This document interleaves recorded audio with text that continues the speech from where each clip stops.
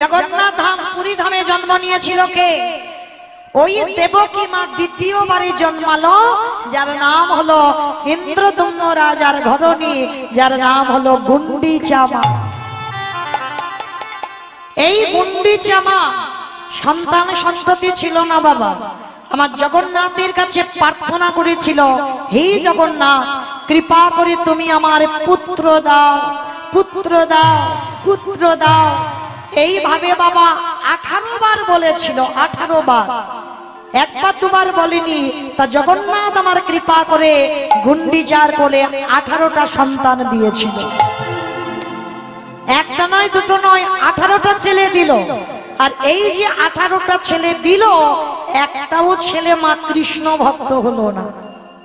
কোনটা জুয়া খেলে, কোনটা তাস খেলে, কোনটা নেশাগ্রস্ত, কোনটা মাতাল, কোনটা বাবা পরসঙ্গ, কোন নারী সঙ্গ, মানে একটাও ছেলে ইন্দ্রদম্নর ভালো ছিল না। তা ইন্দ্রদম্ন আর গুন্ডিচা কেঁদেছিল আমার জগন্নাথের কাছে, হে জগন্নাথ, কৃপা করে সন্তান চাইলাম। সন্তান যখন দিলে, তো এমন সন্তান দিলে যে সকাল হলে কান পাতা দায় হয়ে যাবে। তাহলে তুমি যদি জগতের নাথ হও, তাহলে তুমি একবার বলে দাও, আমার এই 18টা ছেলে উদ্ধার পাবে কি করে? 18টা ছেলের মুক্তির পথ বলে দাও। তা এই মানতটা করে রেখেছিল যে 18টা ছেলে উদ্ধার পাবে কি করে। তাই ইন্দ্রদম্ন রাজা বেশ কিছুদিন চলার পর, এখন তো বাবা পুরী ধামে গিয়ে দেখতে পাচ্ছেন, জগন্নাথ ধাম পুরী ধামে সরাসরি চলে যেতে পারছি। জগন্নাথ ধামে এখন বাবা 3টে রথ দেখা যায়, কিন্তু মনে রেখো এখন 3টে রথ, কিন্তু তখনকার দিনে জগন্নাথের 6খানা রথ ছিল। কেন? মাঝখানে বাবা ছোট্ট একটা নদী ছিল, নদীর ওদিকে ছিল বাবা 3টে রথ, আর নদীর এদিকে সে 3টে রথ। নৌকাতে করে জগন্নাথ পারাপার হতো।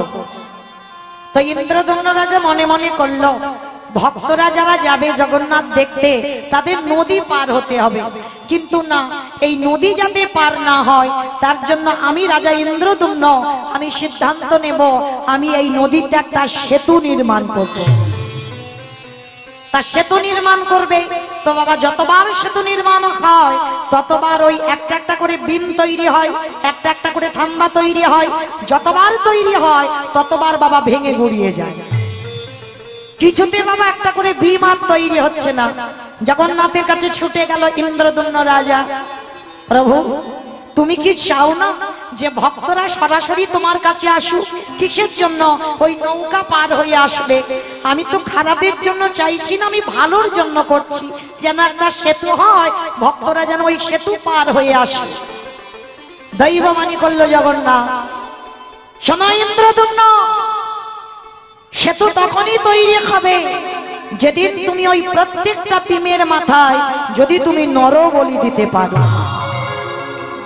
মানে মানুষের মস্তক ছেদন করে তার মাথাটা ওই একটা করে থাম্বাতে দিতে হবে।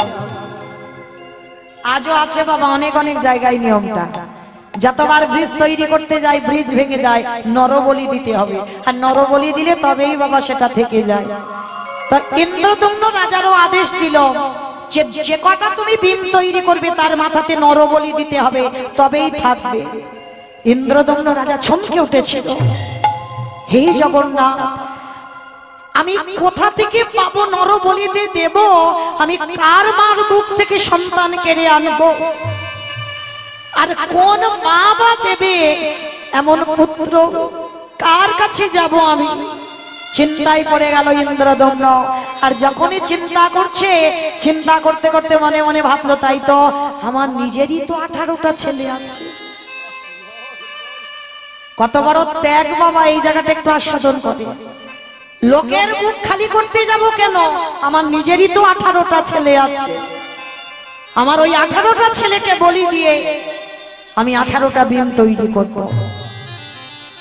একটা একটা করে রাতের অন্ধকারে ইন্দ্রদম্ন রাজা নিজ পুত্র বলি দেয়, আর তাদের মাথাগুলো একটা একটা বিমের উপরে রাখে।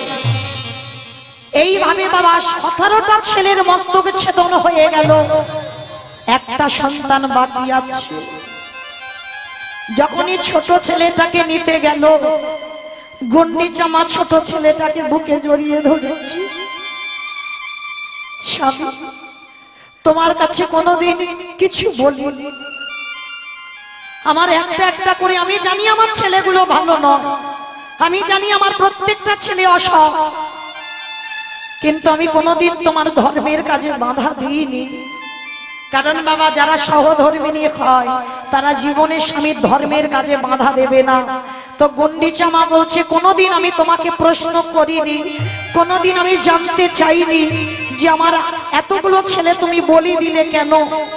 কিন্তু স্বামী, আমার এতগুলো সন্তানের মধ্যে একটা সন্তান রেখে দাও যে আমায় শেষের দিনে মা বলে ডাকবার মতো। সেদিন গুন্ডিচার কথা শুনে ইন্দ্রদম্ন বলেছিল, শোনো গুন্ডিচা, এতদিনে তুমি আমার কাছে প্রশ্ন করনি, কই খেতে চাওনি, তবে আজ যখন তুমি আমার ধর্মের কাজে হাত দিয়েছো, আজকে থেকে আমি তোমার সঙ্গ ত্যাগ করলাম। আজকে থেকে তোমার সঙ্গ আমি করব না। আজকে থেকে তুমি আমি একেবারেই আলাদা। এসো, দাও তোমার ওই কোলের ছেলেটা। ওই বুক থেকে কেড়ে নিয়ে ছোট ছেলেটাকে বলি দিয়ে 18টা থাম্বা তৈরি হলো। আর ওই 18টা ছেলের মাথার রক্ত পড়লো, আর ওই রক্তেতে হলো বাবা 18 নালা। জগন্নাথ দেখবার আগে একটা কথা বলে যাই বাবা, 18 নালা দর্শন করতে হয়। এখন বাবা 18 নালা সে পানাতে ভরে গেছে, তাই না? পরিষ্কার আর দেখা যায় না, তবুও বাবা ওটা 18 নালা। মনে রেখো, যদি কেউ সরাসরি শুধু জগন্নাথ দেখো তাতে লাভ হবে না। জগন্নাথ দেখবার আগে দুটো জিনিস আগে দেখতে হবে, একটা হলো 18 নালা, আর একটা হলো জগন্নাথের সামনে আছে গরুর ধ্বস্তম্ভ। এই দুটো জিনিসকে যদি আগে দেখে প্রণাম না করো, তোমার জগন্নাথ দেখায় কোনো লাভ হয় না। তা এইবার 18 নালা হলো, কিন্তু বাবা এই জায়গাটায় প্রত্যেকের মনে একটা প্রশ্ন জাগছে না? ইন্দ্রদম্ন যদি জগন্নাথের চরণের দাস হয়, তাহলে জগন্নাথ এটা কি করে করতে পারলো? তার বুক থেকে 18টা ছেলেকে কেড়ে নিল। কারণ বাবা, ভক্ত যেটা চাই ভগবান তো সেটাই করে। ইন্দ্রদম্ন গুন্ডিচা তো কেঁদে বলেছিল, আমার 18টা ছেলে কি করে উদ্ধার পাবে বলে দাও। জগন্নাথ তো কৃপা করে ওদের উদ্ধার বা মুক্তির পথের জন্য এই সিদ্ধান্ত নেওয়া। এ জগতে যা যা কিছু ঘটনা ঘটে বাবা, সবই তার চিত্রপটে। তাহলে 18টা ছেলেকে বলি দিল কেন? ওই যে 18টা ছেলের মাথা আছে ওই ব্রিজের উপরে, আর আপনাদের মতো সাধুগুরু বৈষ্ণব যখন ওই ব্রিজের উপর দিয়ে হেঁটে যায়, আর তাদের পদধূলাগুলো পড়বে 18টা ছেলের মাথায়, আর বৈষ্ণবদের পদধূলা যদি পড়ে, ভক্তদের পদধূলা যদি পড়ে, ওই 18টা ছেলে আপনি থেকে উদ্ধার পেয়ে যাবে। তাই গৌর হরি বল, হরি বল। এইভাবে 18টা ছেলের মুক্তির পথ ফিরে পেয়েছিল। আপনাদের পদধূলাতে ওরা উদ্ধার পেয়ে যাবে। তো আজকের এই দেখুন, লক্ষ্য করে, গুন্ডিচা মায়ের একটা নয়, দুটো নয়, তিনটে নয়, 18টা সন্তান চলে গেল। তাহলে প্রথম জন্মে হলো দেবকী, কটা গেল? 8টা। দ্বিতীয় জন্মে হলো গুন্ডিচা, চলে গেল 18টা। তাহলে 18টার 8টা কত হলো?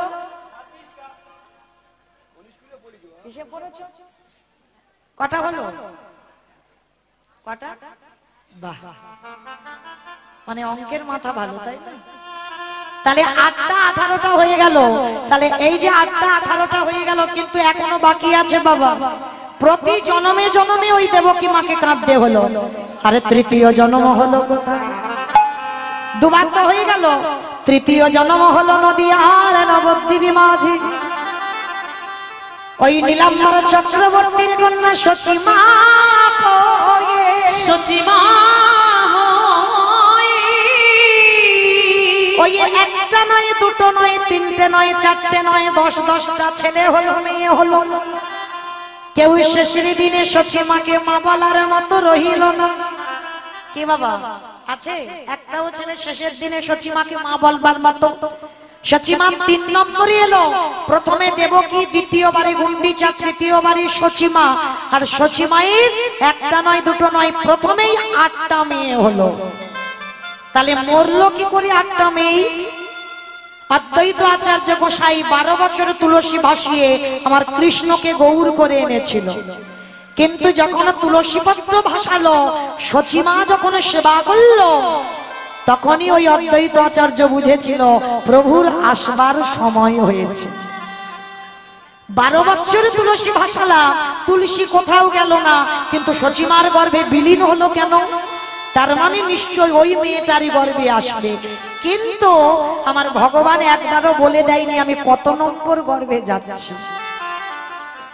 কি বাবা, ভগবান এইটা তো বলে দেয় না যে আমি কত নম্বর গর্ভে যাব। প্রথমেও আসতে পারি, মাঝখানেও আসতে পারি, শেষ গর্ভেও আসতে পারি, কিন্তু ভগবান এটা বলেনি। তো অদ্বৈত আচার্য মনে মনে ভাবছে, প্রভু তুমি না বললে কি হবে, আমি যাচাই করে নেব কত নম্বর গর্ভে তুমি আসবে। কি করে যাচাই করব? সচিমার কোলে যে কটা সন্তান আসে, প্রত্যেকটা সন্তান হয়।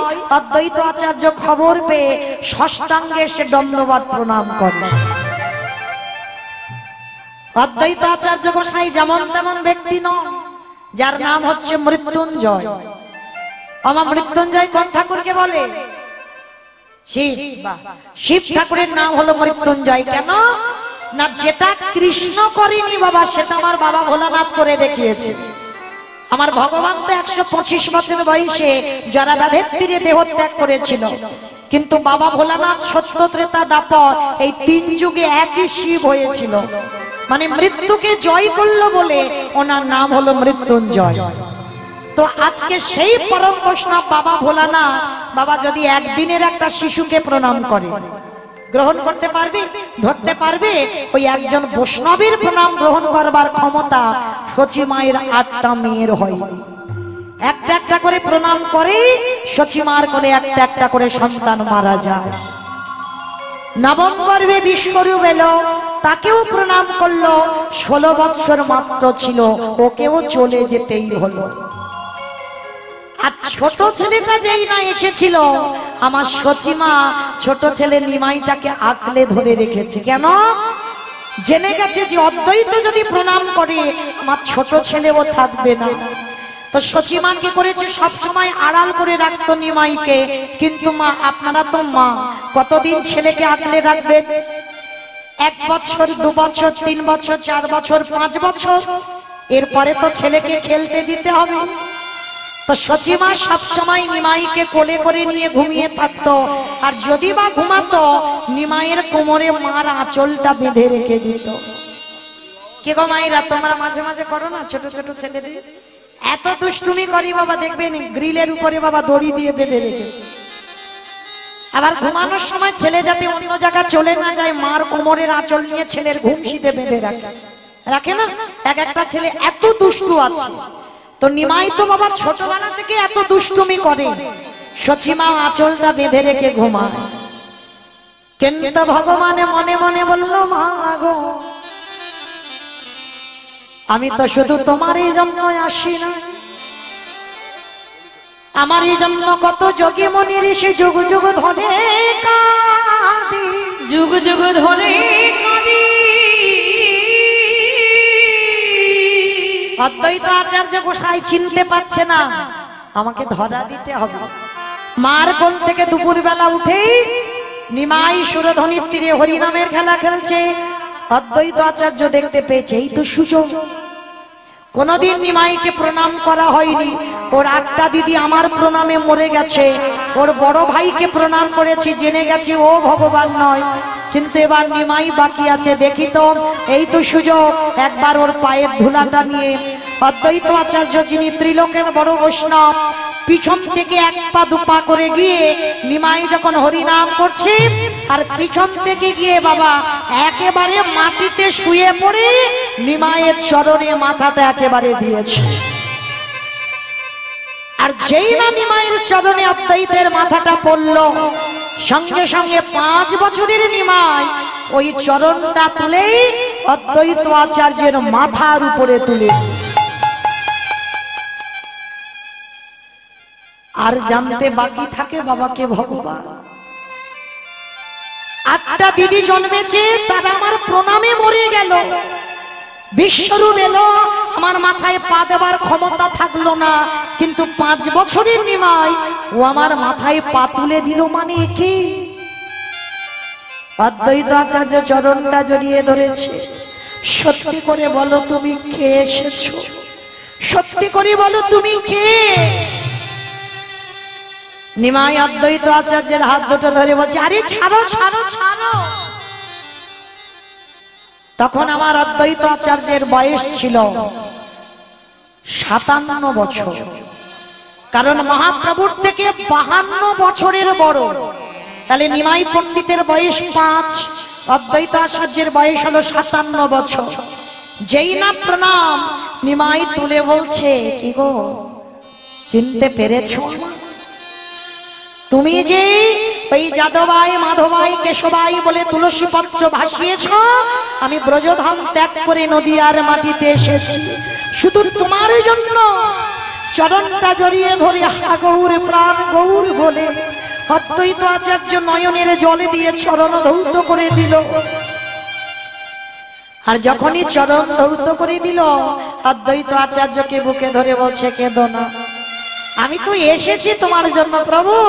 সেই যদি এলে, এত দেরি করে এলে কেন? 12 বছর ধরে তোমার জন্য কাঁদলাম, আমার তো প্রাণটা চলে যাবো ভাব, এত দেরি হলো তোমার আসতে। কেঁদো না প্রভু। মায়েরা এদিকে ভক্ত ভগবানের মিলন হয়ে গেল, আর ওদিকে সচিমার ঘুম ভেঙে গিয়ে অঝর নয়নে কাঁদছে। কেন কাঁদছে? মায়েরা একটা কথা মনে রাখবে, সন্তানের মঙ্গল আর অমঙ্গল কে বুঝতে পারে? মা। এই মা ডাকটা খুব ছোট ডাক, খুব ছোট ডাক মা। প্রত্যেকটা অক্ষর দেখেন বাবা দুটো করে আছে, 3টে করে আছে, কিন্তু মা ডাকটা এমন শুধু একটাই অক্ষর। ভগবান বললেন, মা নামে সুধা ঝরে, মা নামে সুধা ঝরে, মা বড় সুধার সমান, ডাকিলে জুড়াই আয়ুষ্য পড়া। মা ডাকার সঙ্গে সঙ্গে হৃদয়টা দুলে ওঠে।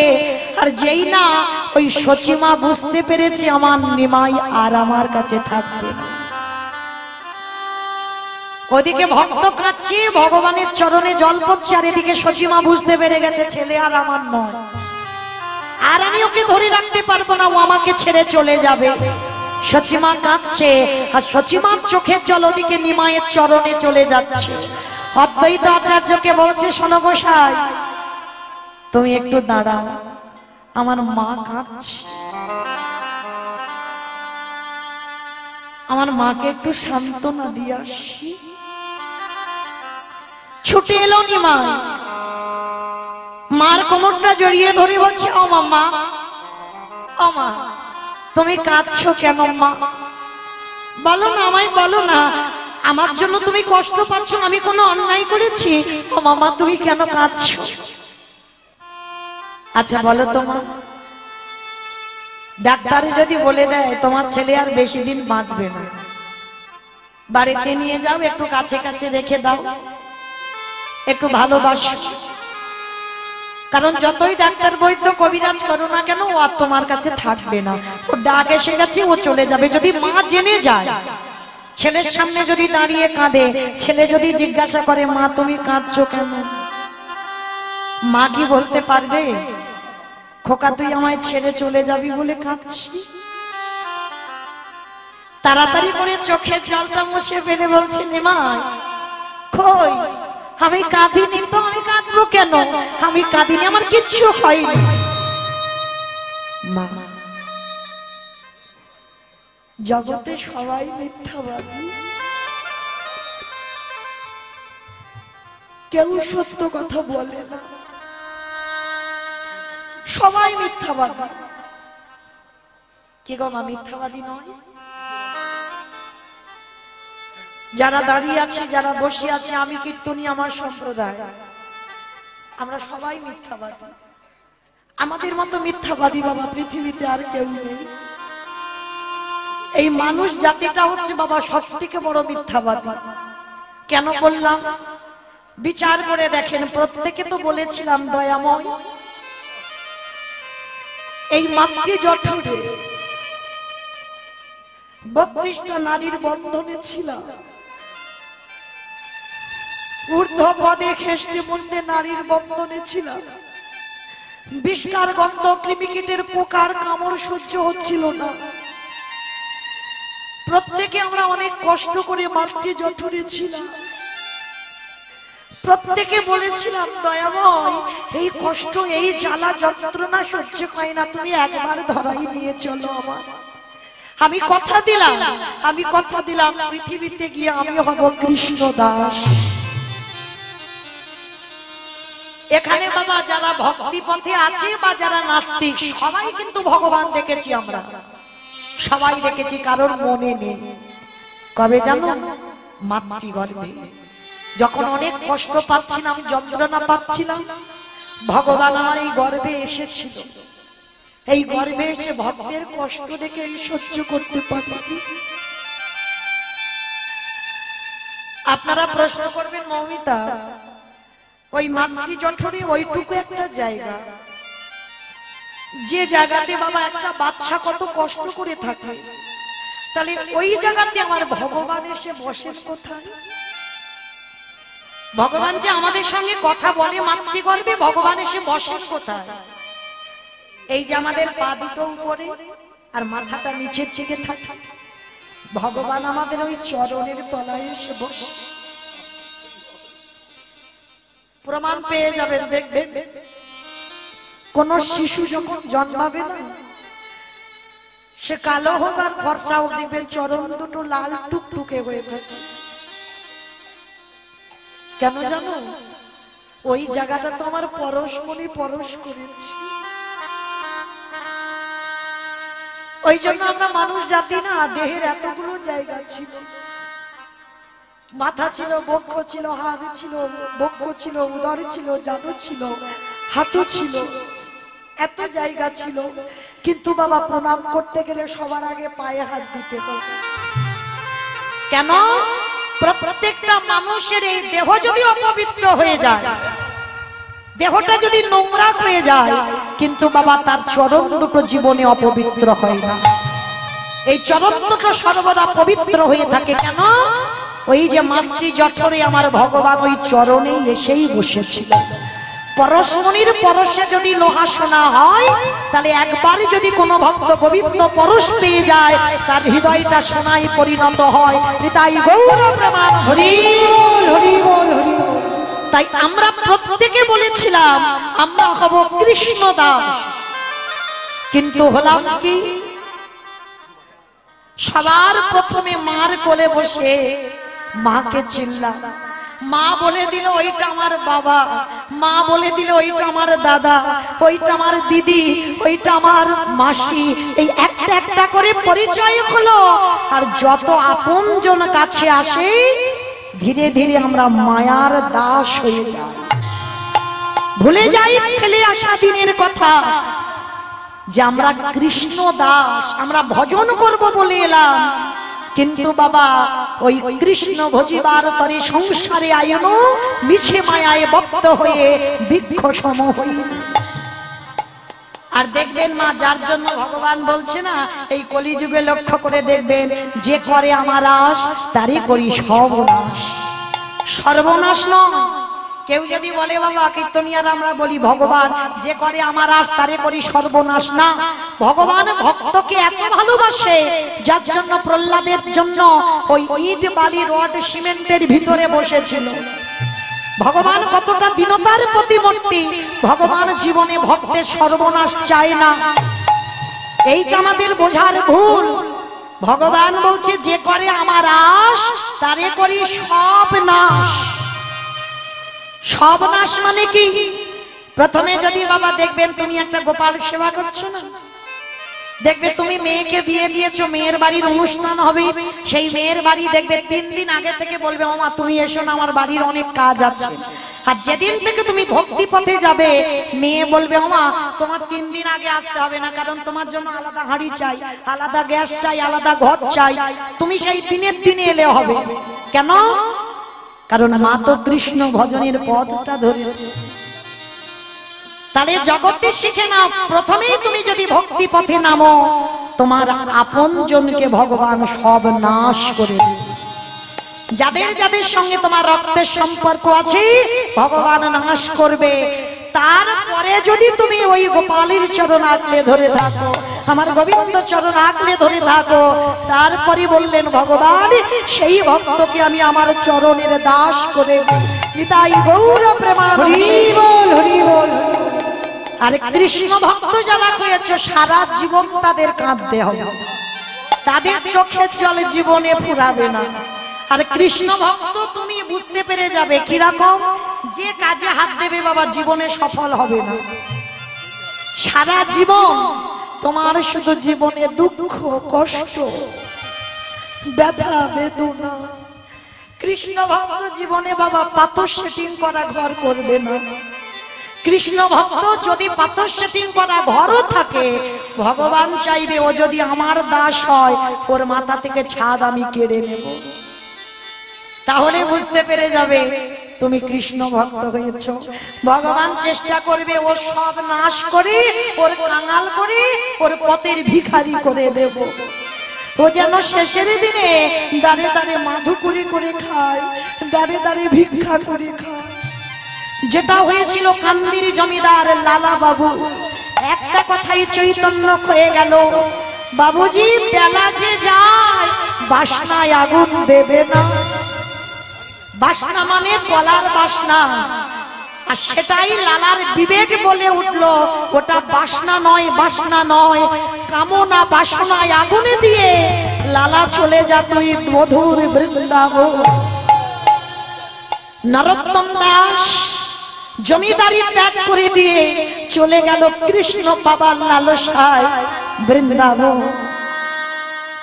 এরাই পেয়ে গেল ভগবানের চরণ। কেন? দেখেন বাবা বড় বড় ভক্ত যারা হয়েছে ভগবানের চরণ যারা পেয়েছে তাদের সর্বস্ব ত্যাগ করে পথের ভিখারি হতে হয়েছে। গীতা ভাগবত বলছে আগে তোমাকে মায়া মোহ ত্যাগ করতে হবে। আর যেদিন তুমি মায়া মোহ ত্যাগ করে যেদিন আমার চরণ শরণাপন্ন হবে সেদিন আমি তোমার হয়ে যাব। তাই আজকে লক্ষ্য করে দেখেন এই যে শচী ঠাকুরানী মা কাঁদছে, নিমাই আমাকে বলছিস মিথ্যাবাদী? হ্যাঁ তুমি মিথ্যাবাদী। জগতে সবাই মিথ্যা কথা বলে, বলে আমার ভজন করবে আমার ভজন করবে, আর জগতে সে সব ভুলে যায়। সবাই মিথ্যা কথা বলে। তুমি তো আমার মা, তুমি কেন মিথ্যা বলছো মা? বলো না আমি কেন কাঁদছি। এই জায়গাটা একটু ভাবে। শচী মা উল্টে নিমাইকে ধরেছে। নিমাই শুনেছি তুই নাকি ভক্তের মনের খবর রাখিস, শুনেছি কানে তুই নাকি সবার কথা জানিস। তা তুই যদি সবার কথা জানলি তা তোর মা যে কেন কাঁদছে এই কেনর কথাটা তুই বল দেখি। মা গো তুমি কেন কাঁদিলি জানো? তুমি কেন কাঁদিলি জানো? আমি যদি কথাটা বলি তুমি সহ্য করতে পারবে না। নিমাই কি করে বললি আমি সহ্য করতে পারবো না? তোর 8টা দিদি মরে গেল, হৃদয়টা কেঁদে কেঁদে পাষাণী হয়ে আছে। তোর বড় দাদা এলো, ওরও যা ভাবগতি ও চলে যাবে। তাহলে তুই আজকের বলছিস আমি সহ্য করতে পারবো না? পারবো। বল বাবা আমি কেন কাঁদছি। ওগো মা গো তুমি জেনে গেছো তোমার ওই নিমাইয়ের যেদিনে 24 বছর বয়স হবে তোমার নিমাই আর তোমার কাছে থাকবে না। তোমার নিমাই সর্বস্ব ত্যাগ করে সর্বস্ব ত্যাগ করে অগমা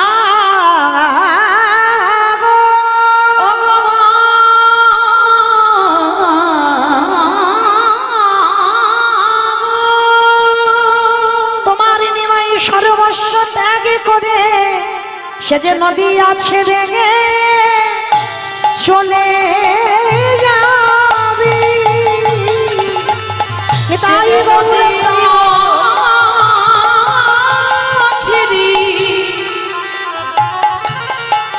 ছেড়ে চলে যাবে সে যে সর্বস্ব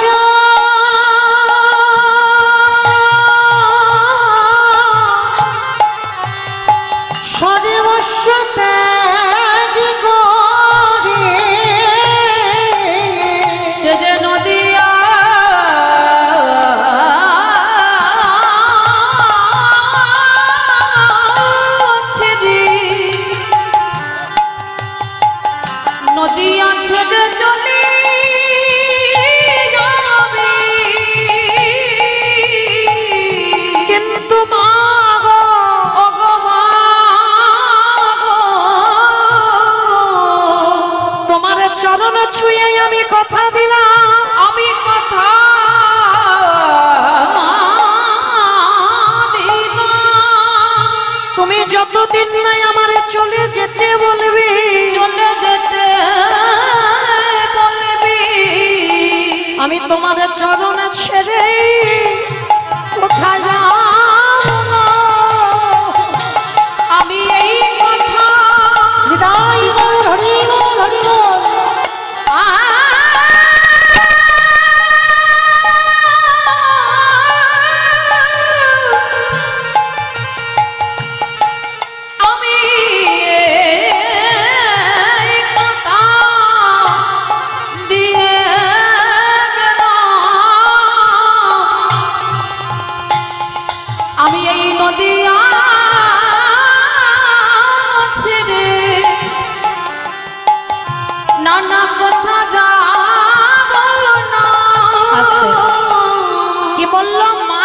যতদিন না বলবে যে নিমাই চলে যা, ততদিন আমি তোমার চরণ ছেড়ে যাব না। আর শোনো মা, যেই না বলেছে আমি যাব না, সঙ্গে সঙ্গে সচিমা মুখটা চাপা দিয়েছে, চুপ কর, তোকে চলে যেতেই হবে। ওমা, আমি তোমার কোলে আছি, তুমি এত কাঁদছো, আর যেদিন তোমার কোলে থেকে চলে যাব সেদিন তো কেঁদে কেঁদে পাগলিনী হবে। নিমাই রে, ওরে নিমাই রে, যেদিন তুই চলে যাবি নদী আছে রে আমি কাঁদেব বটে, আমি কাঁদেব বটে, কিন্তু সেই কান্না হবে আমার আনন্দের কান্না, আনন্দের কান্না। ওমা, আমি তোমার ছেলে চলে যাব, তোমার 8টা মেয়ে মরে গেছে আগে, আর আমি যেদিন চলে যাব তুমি কাঁদবে, সেটা আবার আনন্দের কান্না। কি গো মায়েরা, মাঝে মাঝে আনন্দে কান্না আসে না? কেঁদেছে কোনোদিন আনন্দে? দেখবেন মা, ছেলে মেয়েরা যখন হয়তো বাবা মা কেউ থাকে না, সন্তান পরীক্ষার রেজাল্ট যখন খুব ভালো করে, দেখবেন কোন কোন বাবা মা আছে ওই রেজাল্টটা দেখেই কাঁদে। কেন কাঁদে জানো? যে যদি ওর কাছে থাকতে পারতাম তাহলে কত না জানি ভালো হতো। আজকের ওর কাছে আমি থাকি না, তবু আমার ছেলে এত সুন্দর রেজাল্ট করেছে। তখন মা কাঁদে, বাবা কাঁদে, এই কান্নাটা আনন্দের কান্না। এ কান্না কোনোদিন দুঃখের হয় না, আনন্দের কান্না হয়। সচিমা বলছে, নিমাই তুই সন্ন্যাসে যাবি, আমি কাঁদবো, আমার কষ্ট হবে, কিন্তু ওটা হবে আমার আনন্দের কান্না। কেন আনন্দ জানিস? ওরে তুই কাঁদিবি দেশে বিদেশে, ওরে আমি কাঁদেব ঘরে গে বসে, ওরে আমি কাঁদেব ঘরে বসে, যেদিনে দুজনের কান্না একত্রিত হই, যেদিন বইবে নদী আর বন্যা, সেদিন আমি জেনে যাব আমি নদী আর একমাত্র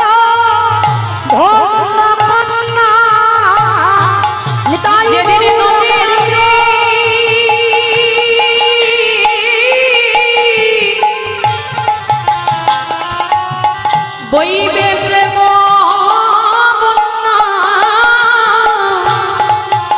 সেদিনে আমি হব নদীয়ার ধন্য কন্যা। সেদিন নিমাই বলল মা গো,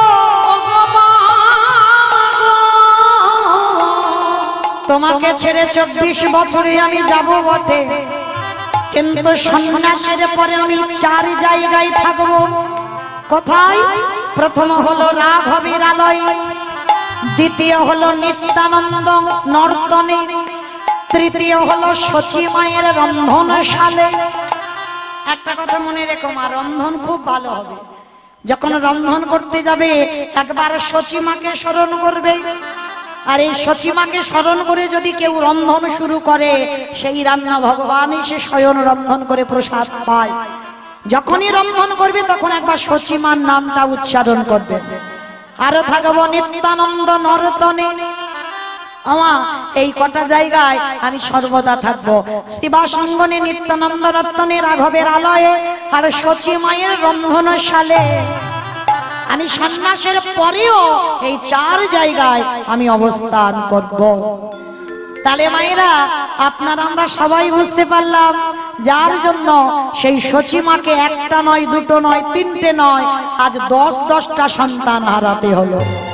ওই জন্য বললো কাঁদালে কাঁদিতে হয়, এ কথাটা মিথ্যা নয়। হ্যাঁ, আজকে সেই চৈতন্য মহাপ্রভু কি করলো গো? কেহ বলে পুরবীতি রাবণ বধিলা, কেহ বলে পুনবিতি রাবণ বধিলা। আছে আমা উলু কই? কেহ বলে পুরবীতি রাবণ বধিলা, কেহ বলে পুনবিতি আমার গণারি গুণা গুণা গুণা গণারি।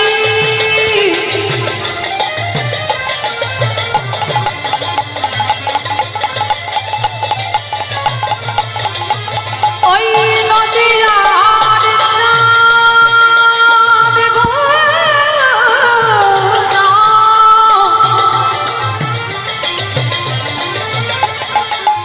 নিতাই গৌর প্রেমানন্দে হরি আমাদের প্রাণ গোরা গোরা গোরা গোরা।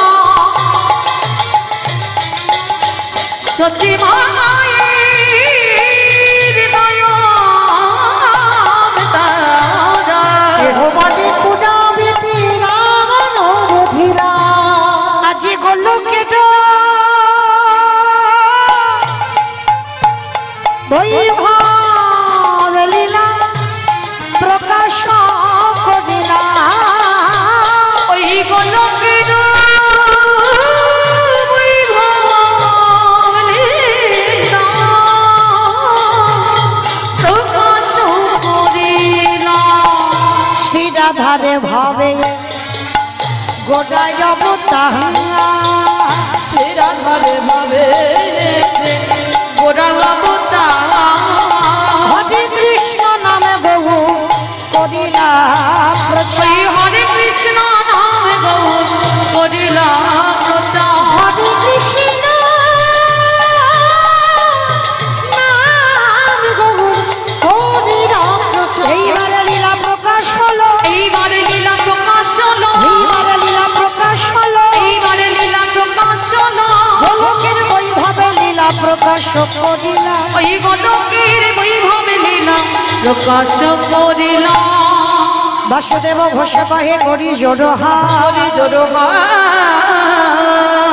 আজ জেগে গো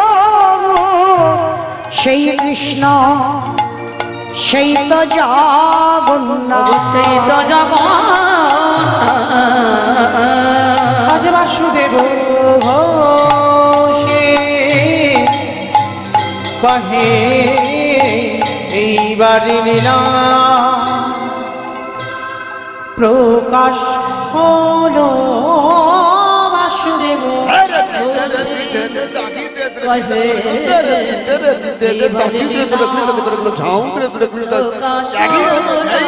বাসুদেব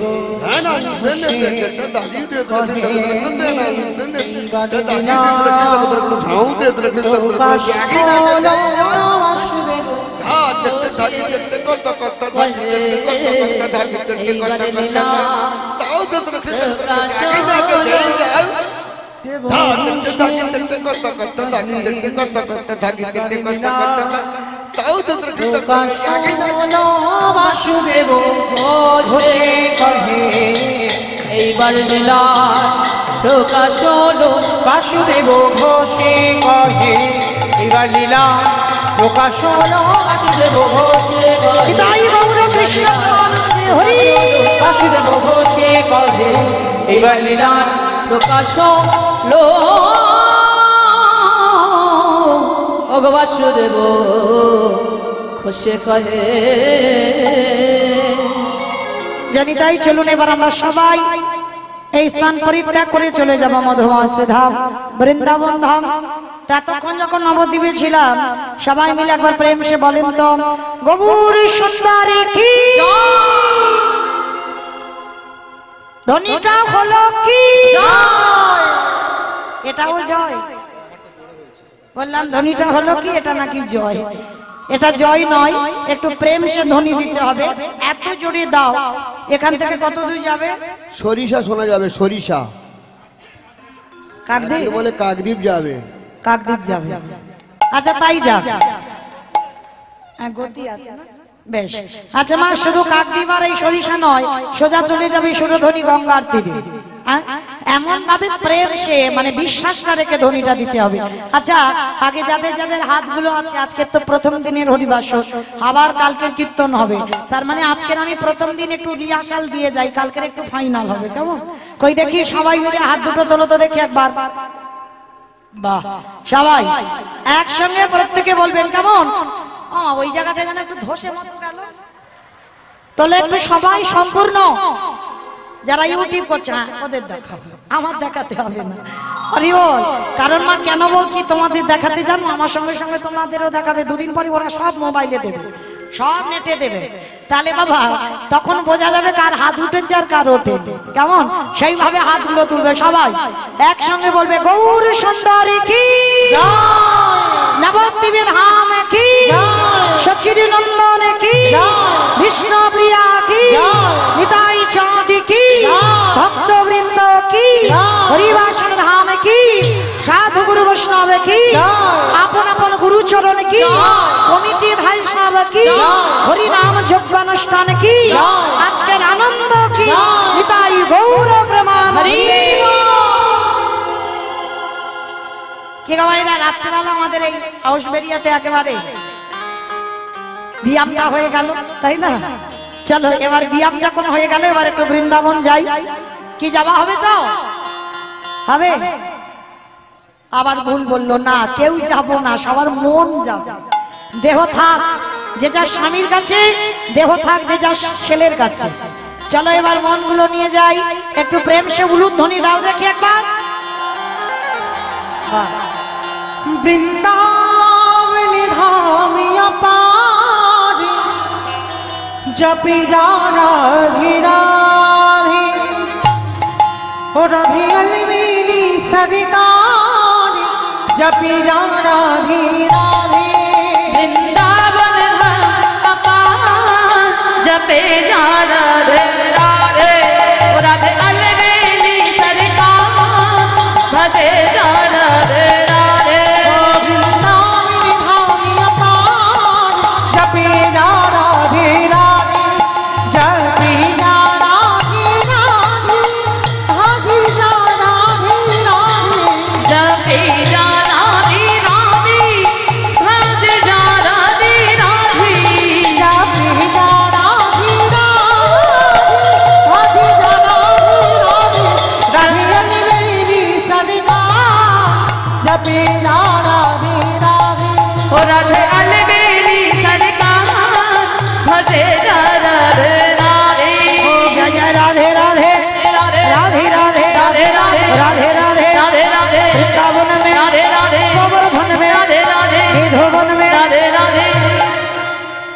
যাচ্ছ না? সবাই যাচ্ছ? কই কি করে যাচ্ছ? কই আওয়াজ হচ্ছে না? একটু কাজ করতে করতে যেতে হবে। কই দেখি সবাই মিলে হাত দুটো আর একবার কান মুলে বলছি মা কালী দিবি, আর বলবো না, এবারটা শেষ। সবাই দেখি একবার হাত দুটো তোলো দেখি, সবাই একসঙ্গে তালে তালে করো তালি। কই যে দাদা ভাইরা সব দাঁড়িয়ে আছে, হাত কই? তালে তালে তোলো সবাই একসঙ্গে। কই আমার কমিটি জায়গায় যারা বসে আছেন, কমিটি দাদা ভাইরা হাতগুলো দেখি তোলেন, একসঙ্গে তালে তালে করো তালি। কেমন?